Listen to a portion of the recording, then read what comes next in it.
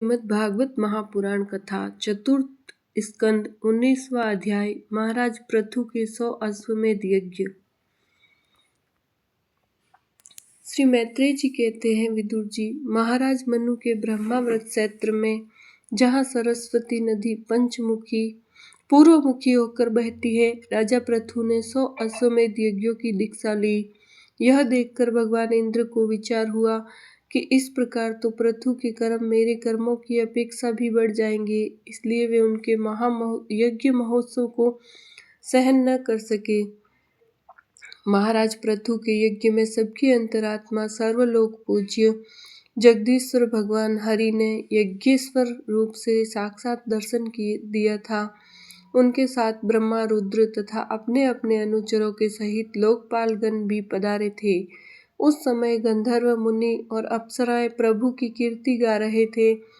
सिद्ध, विद्याधर, दैत्य, दानव, यक्ष, सुनंद, नंद आदि भगवान के प्रमुख पार्षद और जो सर्वदा भगवान की सेवा के लिए उत्सुक रहते हैं, वे कपिल, नारद, दत्तात्रेय एवं सनकादि योगेश्वर भी उनके साथ आए थे। भारत, उस यज्ञ में यज्ञ सामग्रियों को देने वाली भूमि ने कामधेनु रूप होकर यजमान की सारी कामनाओं को पूर्ण किया था। नदियां दाख और ईख आदि सब प्रकार के रसों को बहा लाती थी तथा जिनसे मधु चूता रहता था, ऐसे बड़े बड़े वृक्ष दूध, दही, अन्न और घृत आदि तरह तरह की सामग्रियां समर्पण करते थे। समुद्र बहुत सी रत्न राशियां, पर्वत भक्ष्य, भोज्य, चौष्य और लेह्य 4 प्रकार के अन्न तथा लोकपालों के सहित संपूर्ण लोक तरह तरह के उपहार उन्हें समर्पण करते थे।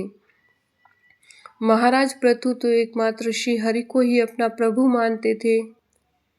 उनकी कृपा से उस यज्ञानुष्ठान में उनका बड़ा उत्कर्ष हुआ, किंतु यह बात देवराज इंद्र को सहन नहीं हुई और उन्होंने उसमें विघ्न डालने की चेष्टा की। जिस समय महाराज पृथु अंतिम यज्ञ द्वारा भगवान यज्ञपति की आराधना कर रहे थे, इंद्र ने ईश्वरीयवश गुप्त रूप से उनके यज्ञ का घोड़ा हर लिया। इंद्र ने अपनी रक्षा के लिए कवच रूप से पाखंड वेश धारण कर लिया था, जो अधर्म में धर्म का भ्रम उत्पन्न करने वाला है, जिसका आश्रय लेकर पापी पुरुष भी धर्मात्मा सा जान पड़ता है। इस वेश में वे घोड़े को लिए बड़ी शीघ्रता से आकाश मार्ग से जा रहे थे कि उन पर भगवान अत्रि की दृष्टि पड़ गई।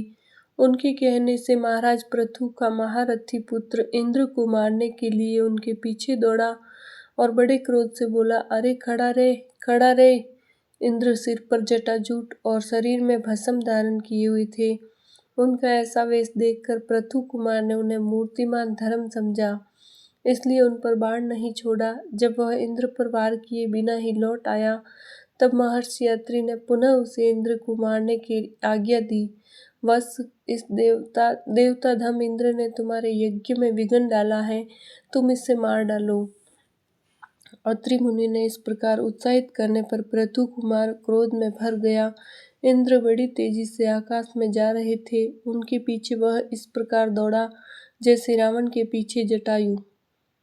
स्वर्गपति इंद्र उसे पीछे आते देख उस वेश और घोड़े को छोड़कर वहीं अंतर्ध्यान हो गई और वह वीर अपना यज्ञ पशु लेकर पिता की यज्ञशाला में लौट आया। शक्तिशाली विदुर जी, उसके इस अद्भुत पराक्रम को देखकर महर्षियों ने उनका नाम विजिताश्व रखा। यज्ञ पशु को चसाल और युग पे बांध दिया गया था। शक्तिशाली इंद्र ने घोर अंधकार फैला दिया और उसी में छिपकर वे फिर उस घोड़े को उसकी सोने की जंजीर समेत ले गए। अत्रि मुनि ने फिर उन्हें आकाश में तेजी से जाते दिखा दिया, किंतु उनके पास कपाल और खटवांग देखकर पृथु पुत्र ने उनके मार्ग में कोई बाधा न डाली। तब अत्रि ने राजकुमार को फिर उकसाया और उसने गुस्से में भरकर इंद्र को लक्ष्य बनाकर अपना बाण चढ़ाया। यह देखते ही देवराज उस वेश और घोड़े को छोड़कर वहीं अंतर्ध्यान हो गए। वीर विजिताश्व अपना घोड़ा लेकर पिता की यज्ञशाला में लौट आया। तब से इंद्र के उस निंदित वेश को मंद बुद्धि पुरुषों ने ग्रहण कर लिया। इंद्र ने अश्वहरण की इच्छा से जो जो रूप धारण किए थे, वे पाप के खंड होने के कारण पाखंड कहलाए। यहाँ खंड शब्द चिन्ह का वाचक है। इस प्रकार पृथु के यज्ञ का विध्वंस करने के लिए यज्ञ पशु को चुराते समय इंद्र ने जिन्हें कई बार ग्रहण करके त्यागा था, उन नग्न रक्तांबर तथा कपालिक आदि पाखंडपूर्ण आचारों में मनुष्यों की बुद्धि प्रायः मोहित हो जाती है, क्योंकि वे नस्तिकमत देखने में सुंदर है और बड़ी बड़ी युक्तियों से अपने पक्ष का समर्थन करते हैं। वास्तव में ये उपधर्म मात्र हैं। लोग भ्रमवश धर्म मानकर इसमें आसक्त हो जाते हैं। इंद्र की इस कुचाल का पता लगने पर परम पराक्रमी महाराज पृथु को बड़ा क्रोध हुआ। उन्होंने अपना धनुष उठाकर उस पर बाण चढ़ाया। उस समय क्रोधावेश के कारण उनकी ओर देखा नहीं जाता था। जब ऋत्विजों ने देखा कि असह्य पराक्रमी महाराज पृथु इंद्र का वध करने को तैयार है, तब उन्हें रोकते हुए कहा, राजन, आप तो बड़े बुद्धिमान हैं। यज्ञ दीक्षा ले लेने पर शास्त्र विहित यज्ञ पशु को छोड़कर और किसी का वध करना उचित नहीं है। इस यज्ञ कार्य में विघ्न डालने वाला आपका शत्रु इंद्र तो आपके सुयश से ही ईश्वरीयवश निस्तेज हो रहा है। हम अमोघ आवाहन मंत्रों द्वारा उसे यहीं बुला लेते हैं और बलात्कार से अग्नि में हवन किए देते हैं। विदुर जी यजमान से इस प्रकार सलाह करके उसके याजकों ने क्रोधपूर्वक इंद्र का आवाहन किया। वे स्नुवाद द्वारा आहुति डालना ही चाहते थे कि ब्रह्मा जी ने वहां आकर उन्हें रोक दिया। वे बोले, याजकों, तुम्हें इंद्र का वध नहीं करना चाहिए। यह यज्ञ संज्ञक इंद्र तो भगवान की ही मूर्ति हैं। तुम यज्ञ द्वारा जिन देवताओं की आराधना कर रहे हो वे इंद्र के ही तो अंग हैं और उसे तुम यज्ञ द्वारा मारना चाहते हो।